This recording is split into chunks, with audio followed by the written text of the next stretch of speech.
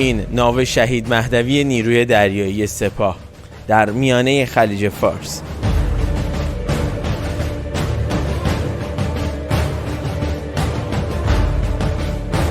و حالا فرمانده نیروی دریایی سپاه برای خوشامدگویی به ناوگروه شهید مهدوی وارد ناو پشتیبانی شهید مهدوی می شود.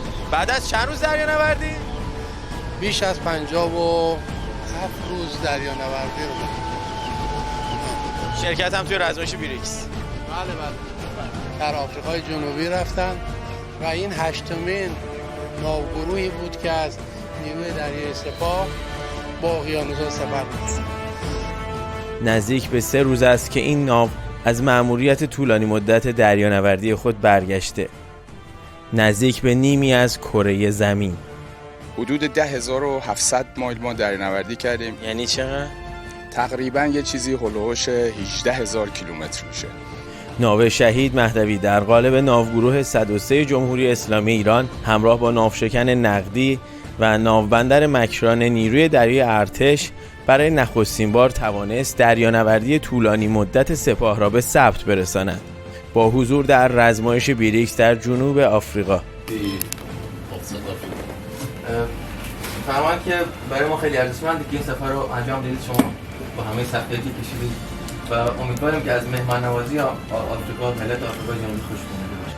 اولین حضور دریایی سپاه در نیمکره جنوبی کره زمین و دریانوردی در اقیانوس اطلس.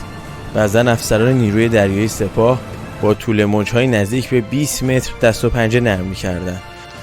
رول 40 درجه 41 درجه رو ما تجربه کردیم و این اولین بار بود که تو دریای مختلف سپاه اتفاق میفته. ناو شهید مهدوی توانایی حمل تعداد بسیار زیادی از پهپادهای شناسایی و انهدامی این نیرو و همچنین سامانه‌های پرتاب موشک‌های کروز با برد 1000 کیلومتری را دارد. عملاً این ناو یک پایگاه شناور دریایی برای پشتیبانی از ناوگان هجومی نیروی دریایی سپاه.